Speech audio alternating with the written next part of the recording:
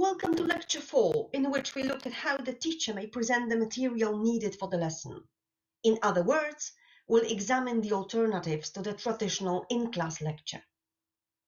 Remember flipped class? The reversal, as a result of which what was done at home is now classwork and vice versa. In this model, said lecture is done at home. And there are different pedagogical options to take care of this. We look at two: a tutorial, by which I mean a video tutorial like this very lecture, and a web quest. How to make a good tutorial? Making a good tutorial translates into a number of questions to be asked and answered. First, does the tutorial explain the problem clearly? In terms of language, yes, but we'll deal with this separately. Here, by clearly, I mean logically and in a coherent way. Then, does the tutorial use any special tricks, visuals, mnemonics, to help understand, remember the problem? Remember that video tutorials are animated.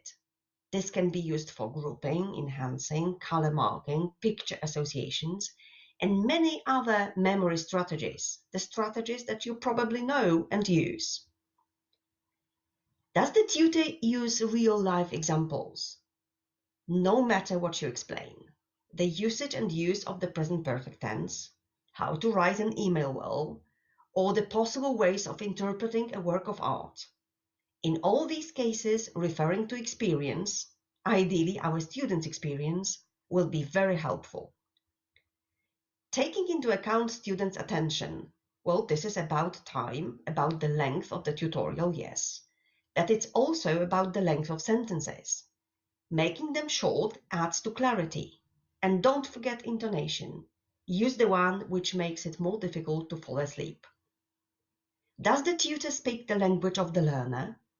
Short sentences add to clarity, we've mentioned that. And so does avoiding difficult words and complex sentences. Remember, understanding, say, foreign language grammar is hard. Let's not make it harder. And finally, will the learner find the tutorial generally appealing?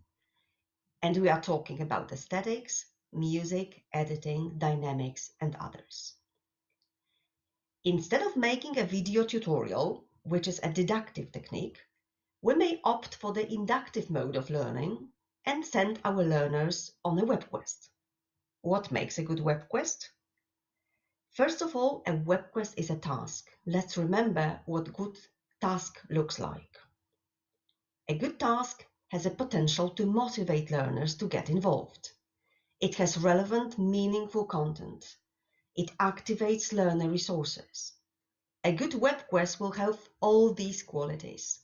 The learner must know why he seeks certain information and what use he can make of it. And the quest needs to be related to what he already knows. A good task is complex.